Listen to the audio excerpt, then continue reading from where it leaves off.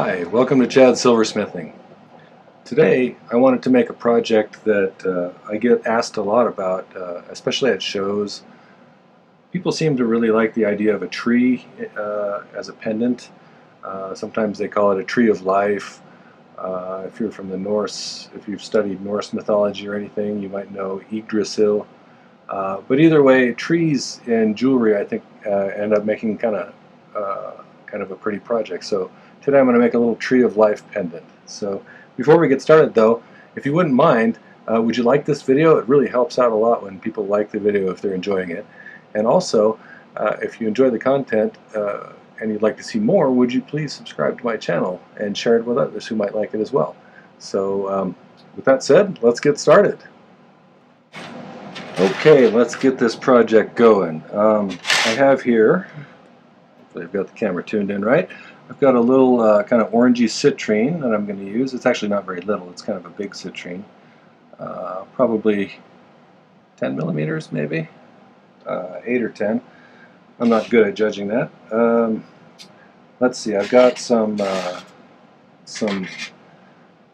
8-gauge half round here.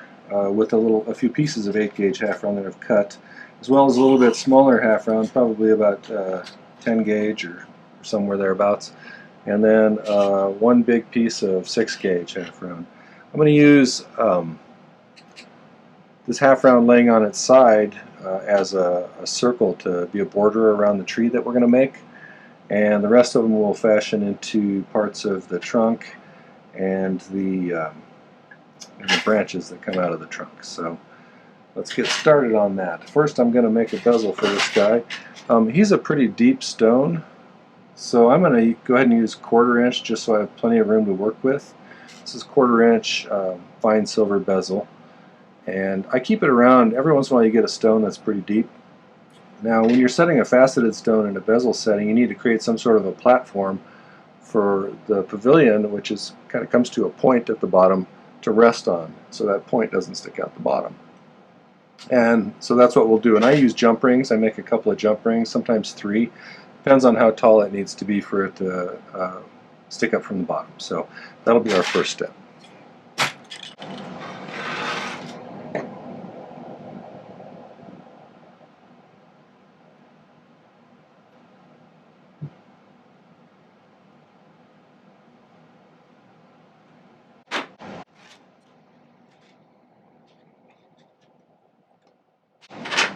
Oh, here's a little sketch of the design I made beforehand. So this will be a border out of that half round, and all of these different parts will be made from this half round as well. And then this will be where the bezel goes in the middle with the sun. So.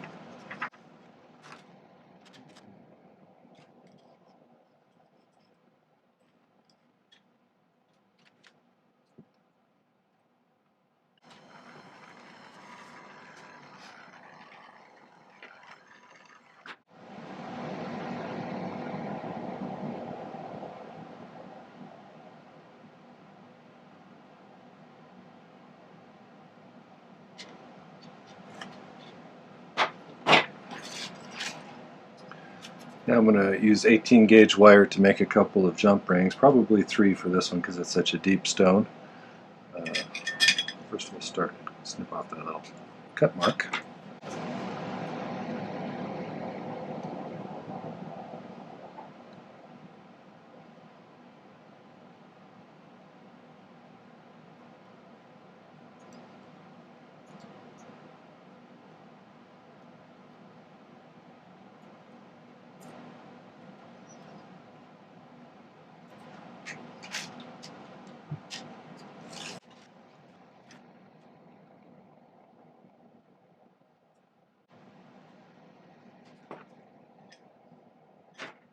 You always want to get these little rings in here tight. I prefer it if I don't have a gap between the two of them once I solder them in here. You push them together, push it all the way to the bottom. Shouldn't have a gap there, which that one looks pretty good. I like to cut them slightly too big and then snip out little pieces until they fit in there pretty precisely. See, the stone will sit on top of those guys.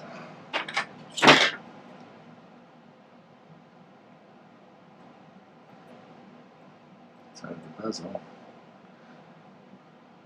But we don't, I can still see a little bit of the tip of the pavilion sticking out here, so I'm going to add a third ring just to elevate it slightly more. I also have quite a bit of bezel to file off the top here. When you're setting a faceted stone in a bezel setting, you want the top of the bezel to just barely be over the girdle of the stone. So there'll be a little bit of filing involved in this one. If you are doing this and doing multiple rings and one of them comes out just a little bit too short, like it's got a little crack between it, what I'll do is I'll put that one on the top and these other two on the bottom because they fit snugly in there. And once the stone is set, nobody will ever see that little crack up there. So that'll be our first one, and then we'll just push the second one in. I'm just setting it on top of the other one and then pushing down with the side of the pliers here.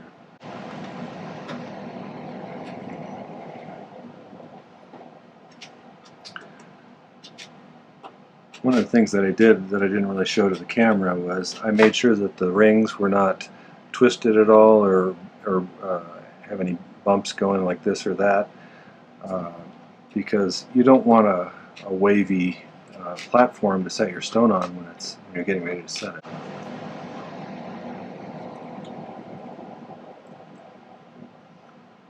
You can see now that, I don't know if you can see it on the camera or not, but it doesn't stick out anymore. Okay? And there's less for me to file down there. So, okay, so the thing that's most important is make sure they're all pushed down tight against the bottom. And then it's kind of slick how you solder these together.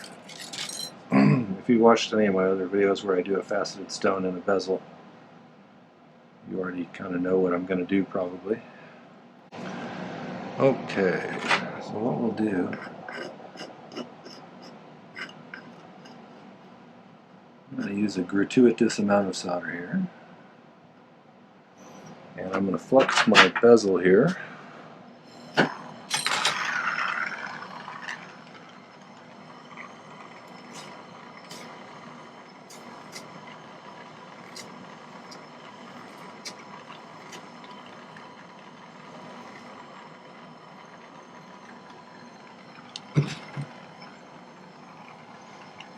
Alright. Set it right on top of the solder so the solder is touching the rings inside and the outside of the bezel. And then you solder it just like you would any other bezel. You heat it around the outside.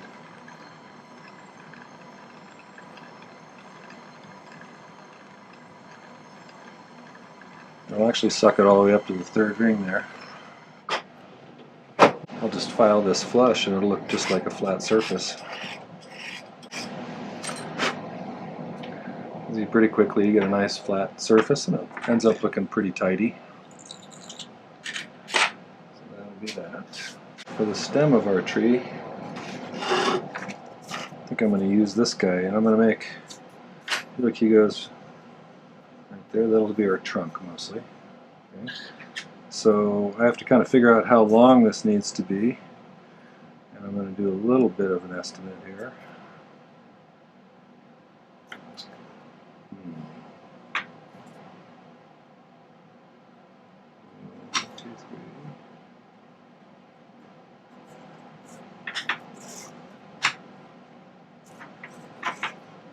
Okay, I'm thinking about, this is not rocket science, so I'm kind of estimating here. So what I need to do is I need to file a taper on this thing along the whole length, and I'm going to be doing that same thing with all of these little pieces of half round wire as well. So and that takes a while. I'll probably off camera, just to save time, I'll probably use a little belt sander thing that I have in order to taper these a little bit, because it takes a really, really long time to file them, so, because you're removing a lot of metal. So I will taper these the faster way. some tapered pieces of silver, so I'm going to fine tune them a little bit.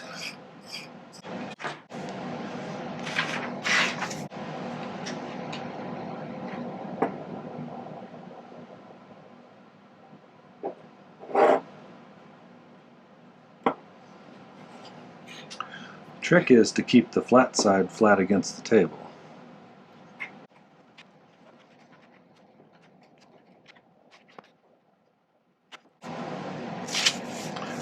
See, I got it. If I line that up like that, I still need to bring this down further.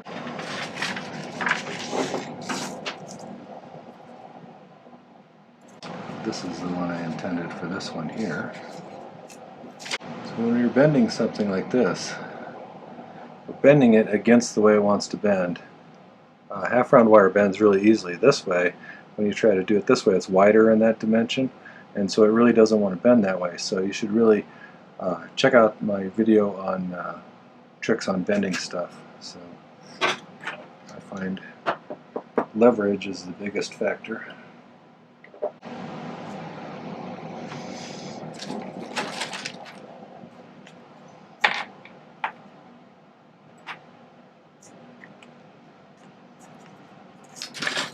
Take a little bit off of this one here.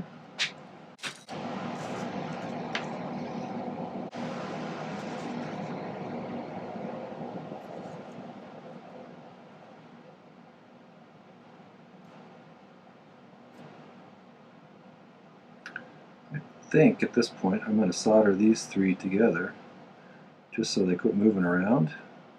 That'll be easier to position all the other ones then. So let's do that. Actually, I'm going to mark where they come together so I don't get it too far off.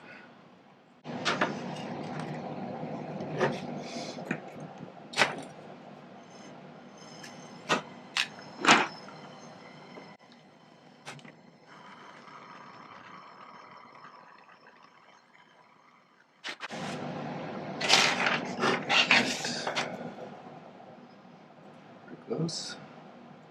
Okay, I think I'll use this one up here and this one for maybe that one. And then I'm going to use these smaller ones for the end ones.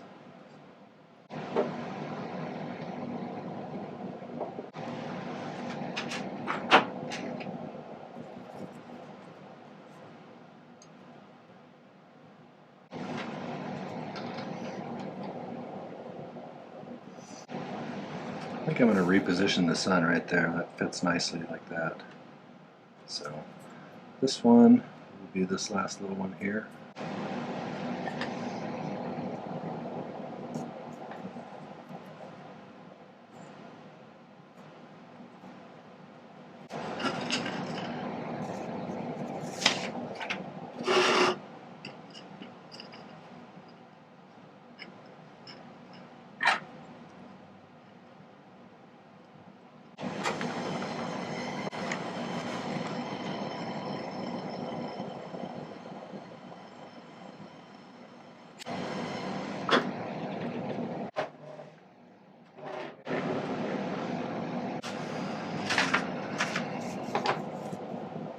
Okay, I need 1, 2, 3, 4 little curly cues.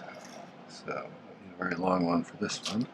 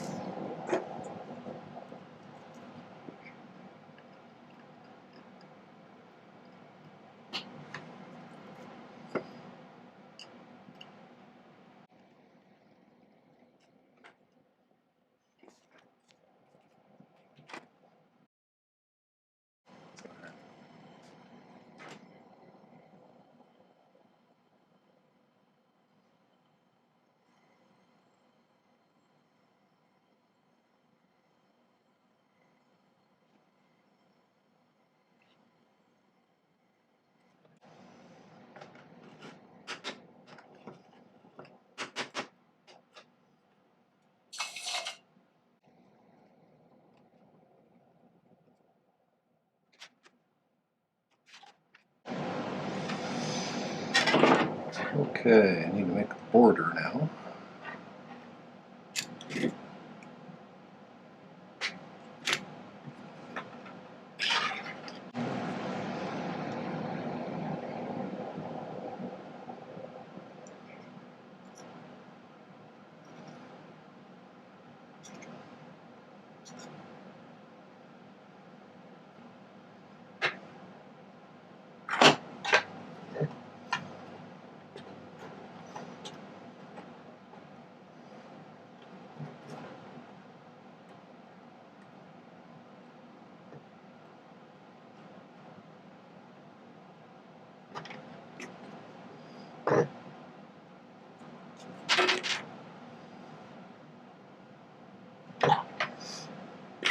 I'm going to get a close approximation and then I'll fine tune it if I need to.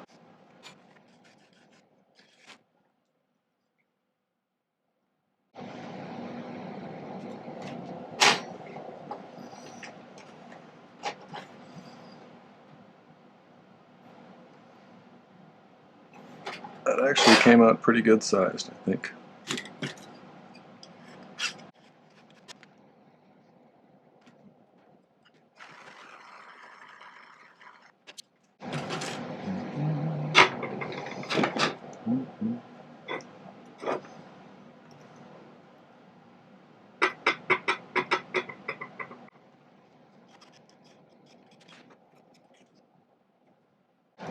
It's been my experience that the human eye can pick up pretty subtle inconsistencies in shape and stuff like that. So if you're making a circle, you want to make it as circular as you can, because if it's just slightly off circle, the human eye can detect it and something looks just a little bit askew. So I usually spend a little bit of time really trying to get it as close to round as I can if I'm making something round like this.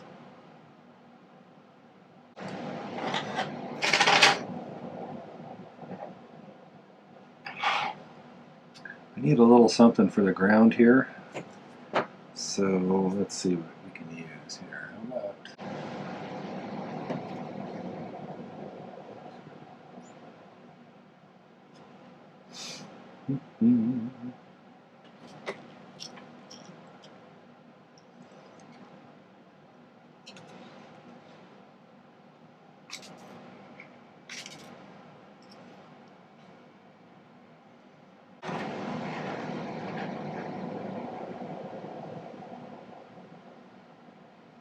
that looks pretty good.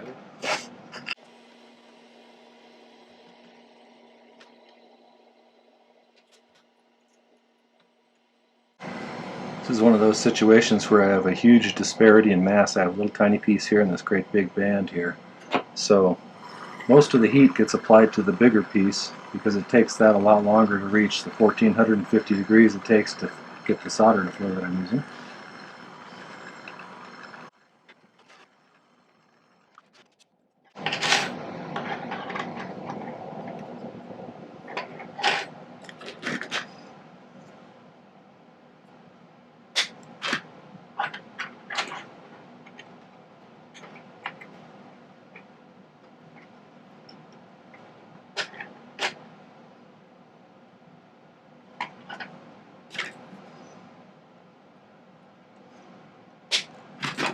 I think I like that.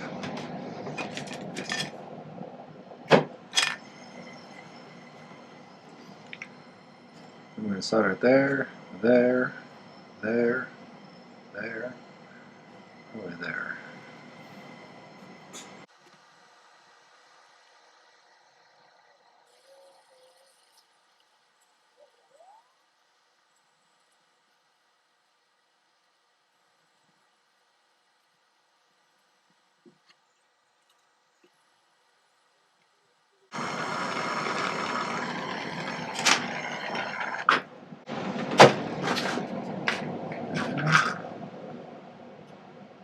Last thing we want to do is add a veil. Oh, here's one. One already made.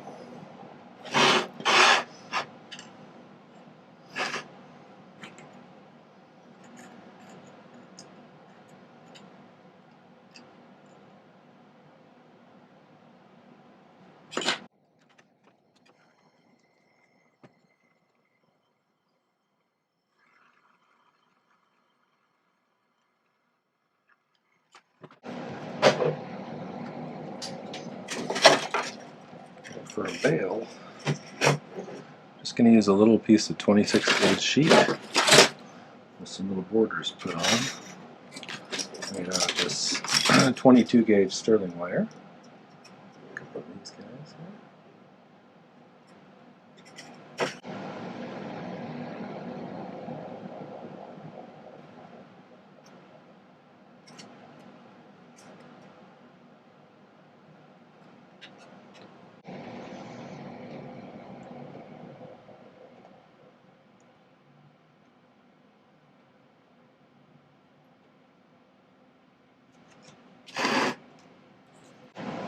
In order to prevent any kind of sloppiness on the solder, I'm going to pick solder some solder right to the wires so that it's already where it needs to be.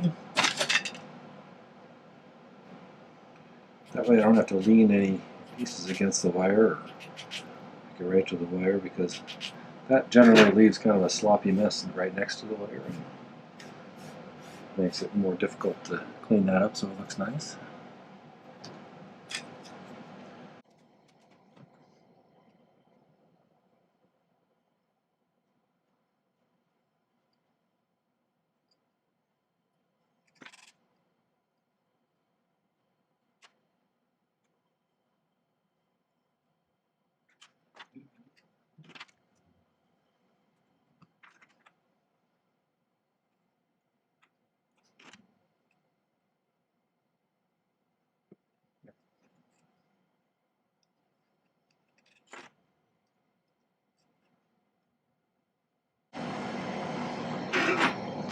Okay, we're monkeying around with that.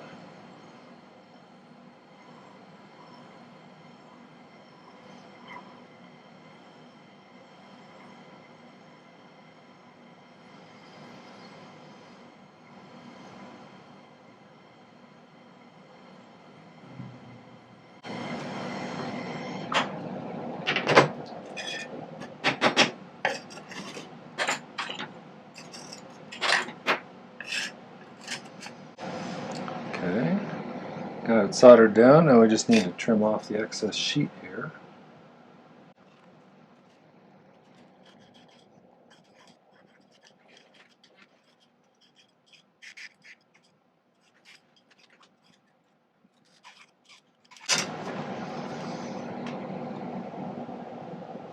These are called bail making pliers.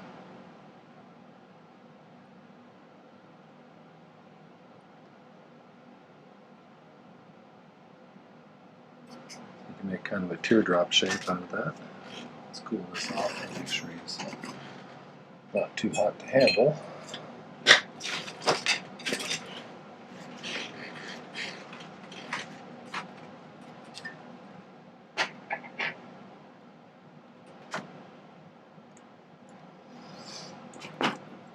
When you put these through, you always have to, because these are springy, when you push them together like that, they always spring back. You gotta stick them through here and then bend them sharply inwards. I'm going to do the same thing on the opposite side. That forces the two ends together. And then we can just kind of sit it upright like this. And we can get it to sit.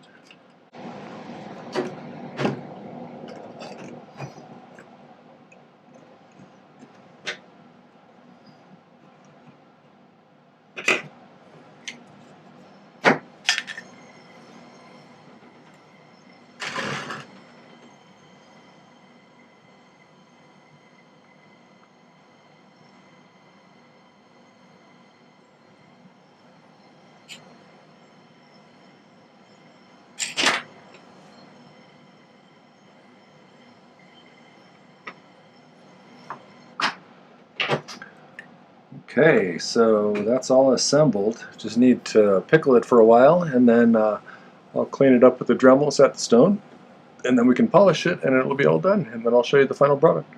Excuse me. Alright, so I'm going to go take a little back break, and we'll be back to clean that up.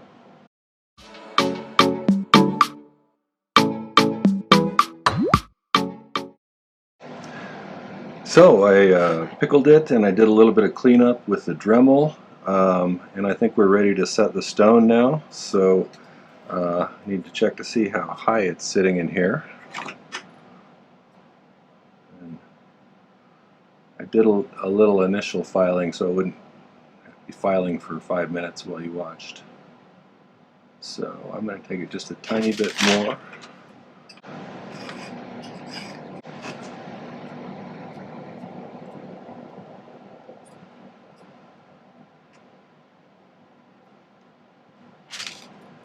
Just a little cleanup at the top of it so it's not.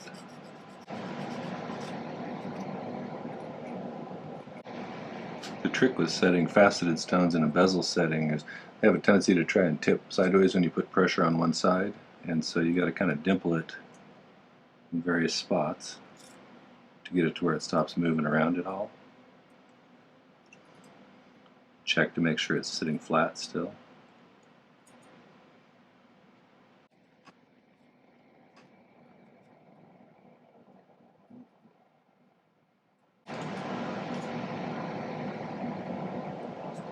Do a little burnishing here.